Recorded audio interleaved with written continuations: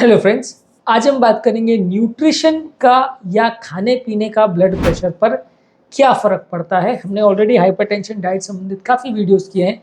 आज हम ओवरऑल एक जनरल डिस्कशन करेंगे न्यूट्रिशन का, स्पेसिफिक खाद्य पदार्थों का ब्लड प्रेशर पर क्या फ़र्क पड़ता है, ब्लड प्रेशर के कंट्रोल पर क्या फ़र्क पड़ता है।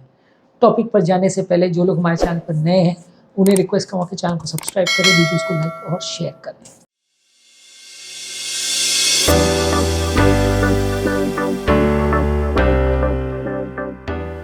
कोई भी खाद्य पदार्थ जिसमें सोडियम कंटेंट ज़्यादा है या नमक आप अलग से भी ले रहे हो या खाने पीने की चीज़ों में डाल रहे हो तो वो आपके ब्लड प्रेशर को बढ़ाएगी। खाने की चीज़ों में यदि नमक कम है, यानी कि साग सब्जी या इस तरह की चीज़ें जिसमें नेचुरली भी नमक कम होता है, उसमें यदि आप ऊपर से नमक नहीं डाल रहे हैं तो वो सिंगल मोस्ट इंपॉर्टेंट चीज़ है जो आपके ब्लड प्रेशर के कंट्रोल को वेरी करेगी या चेंज करेगी। नमक वो एकमात्र चीज़ है जो आपके ब्लड प्रेशर लेवल्स को काफ़ी ज़्यादा बढ़ाता है। तो यदि आपको ब्लड प्रेशर का प्रॉब्लम है तो इस पे सबसे ज़्यादा फोकस करना है। किसी भी और खाद्य पदार्थ से आपके ब्लड प्रेशर पर उतना ज़्यादा फर्क नहीं पड़ेगा। एक और कैटेगरी होती है जिसको सॉल्ट सेंसिटिव हाइपरटेंशन बोलते हैं, जो कि ऑलमोस्ट 70% लोगों में होता है, कि जिसमें थोड़ा बहुत भी नमक खाने से ब्लड प्रेशर में बहुत वेरिएशन होता है और नमक को कट डाउन करने से ब्लड प्रेशर में बहुत फ़ायदा मिलता है। तो सॉल्ट सेंसिटिव हाइपरटेंशन का बेसिकली कॉन्सेप्ट ये है कि इस तरह के पेशेंट्स में यदि आप नमक की मात्रा को बढ़ा देते हैं तो ब्लड प्रेशर बहुत जल्दी बढ़ता है, कम करते हैं तो बहुत जल्दी बढ़ फ़ायदा आपको मिलता है, बहुत जल्दी ब्लड प्रेशर कम हो जाता है। तो इस तरह के लोगों में सिर्फ दवाइयों को कंट्रोल करने से या दवाइयाँ बहुत ज़्यादा दे देने से आपको उतना फ़ायदा नहीं मिलेगा। आपको नमक पर भी कंट्रोल रखना पड़ेगा, नहीं तो आप दवाइयाँ देते चले जाएंगे और असर उतना नहीं मिलेगा, आप परेशान हो जाओगे, पेशेंट भी परेशान हो जाएगा। तो as a doctor, as a patient, इस तरह के पेशेंट्स में नमक का कंट्रोल रखना अनिवार्य है। आप अलग अलग तरह के फूड प्रोडक्ट्स ले सकते हैं जिसमें कम नमक है।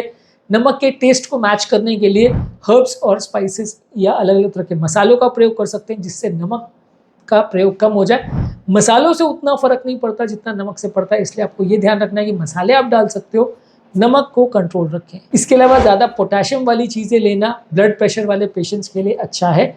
यदि आपकी किडनी सही काम कर रही हो तो जो जो चीज़ों में पोटेशियम है, जैसे कि केला, संतरे, आलू, स्वीट पोटैटो यानी शकरकंद, पालक, बीन्स, ये सारी चीज़ों को अपने डाइट में ज़्यादा मात्रा में ले तो ज़्यादा अच्छा है। हमने ऑलरेडी डिटेल वीडियो किया जिसमें पोटेशियम कौन कौन सी फलों और कौन कौन सी सब्जियों में होता है, उसको हमने डिटेल में डिस्कस किया। कितना पोटेशियम होता है ये भी हमने बताया, तो वो आप चेकआउट कर लीजिए।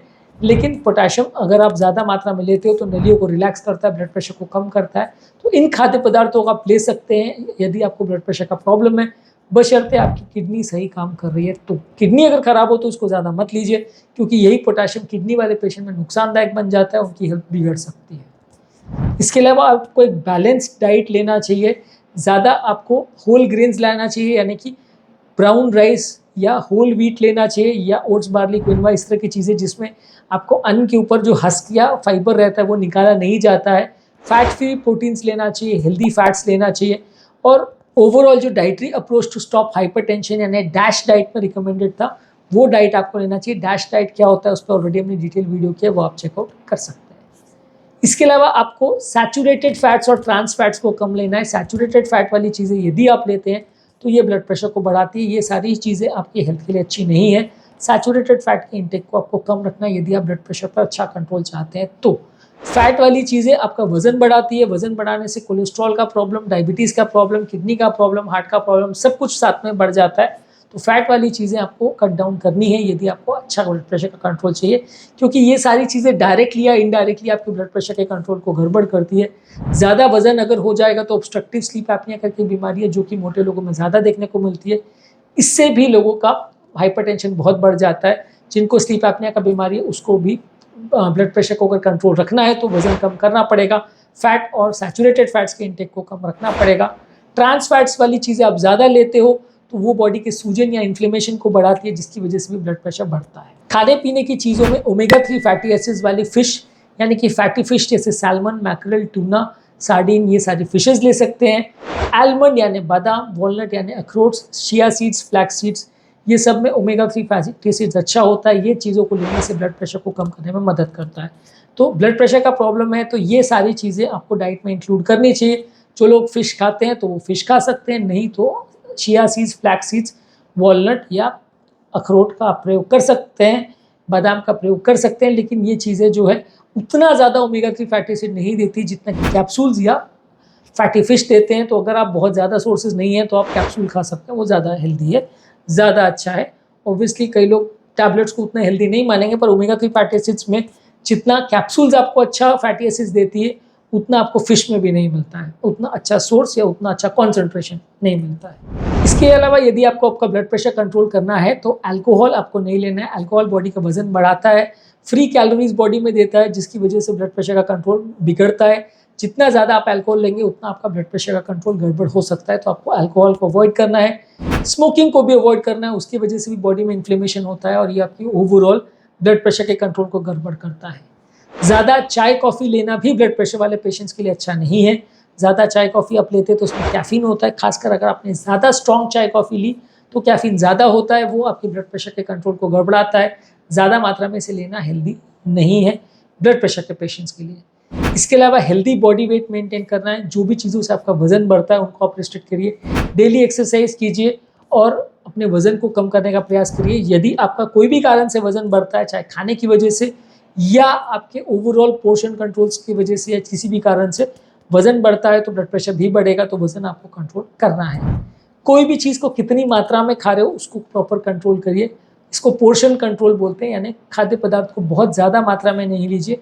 यदि आप किसी भी चीज़ को बहुत ज़्यादा मात्रा में लेते हैं या पोर्शन कितना खा रहे हो उस पर कोई नियंत्रण नहीं रखते हैं तो ब्लड प्रेशर के कंट्रोल को अफेक्ट करेगा। बहुत ज़्यादा मात्रा में किसी भी चीज़ को नहीं लेना है। किसी भी खाद्य पदार्थ में एक्स्ट्रा शुगर मत डालिए। जो भी मिठाई है, स्वीट ड्रिंक्स है, सॉफ्ट ड्रिंक्स है या जूसेस वगैरह जिसमें ऊपर से चीनी डाली जाती है, ये आपके ब्लड प्रेशर के कंट्रोल को भी गड़बड़ाती है, क्योंकि डायबिटीज़ और ब्लड प्रेशर एक तरह से साथ ही साथ चलने वाली बीमारियां हैं। यदि डायबिटीज़ हो जाएगा तो मान के चलिए ब्लड प्रेशर साथ में आ ही जाएगा। तो इसलिए आपको अगर ब्लड प्रेशर के कंट्रोल को मेंटेन करना है तो शुगर वाली चीज़ों को भी कम रखिए और ओवरऑल शुगर वाली चीज़ें खाने से उल्टा फैट से भी ज़्यादा वजन बढ़ने का चांस होता है। तो ये अपने आप में इनडायरेक्टली आपका ब्लड प्रेशर को बढ़ा ही देगा, किडनी के लिए भी नुकसानदायक है। इसके अलावा आपको पानी ज़्यादा मात्रा में पीना है। पानी अगर आप ज़्यादा मात्रा में पीते हो, बॉडी का हाइड्रेशन मेंटेन करते हो, तो वो भी ब्लड प्रेशर कंट्रोल करने के लिए काफ़ी फायदेमंद है। और ज़्यादा मात्रा में पानी पीना हेल्दी है। अगर ब्लड प्रेशर कंट्रोल आपको करना है, चाहे लो बीपी है या हाई बीपी, दोनों ही सूरतों में आपको पानी ज़्यादा मात्रा में लेना चाहिए। ये आपके ब्लड प्रेशर कंट्रोल सिस्टम को मैनेज और मेंटेन करने में मदद करता है। तो आज के टॉपिक में हमने बात करी ब्लड प्रेशर को मेंटेन करने के लिए या कंट्रोल में रखने के लिए कौन कौन से न्यूट्रिशन या खाद्य पदार्थों में चेंज करने चाहिए या क्या चेंजेस करने चाहिए। उम्मीद करूँगा कि आज के टॉपिक में कुछ नई बातें जानने को मिली होगी। जो लोग हमारे चैनल पर नए हैं उन्हें रिक्वेस्ट करूँगा कि चैनल को सब्सक्राइब करें, वीडियोज़ को लाइक और शेयर करें।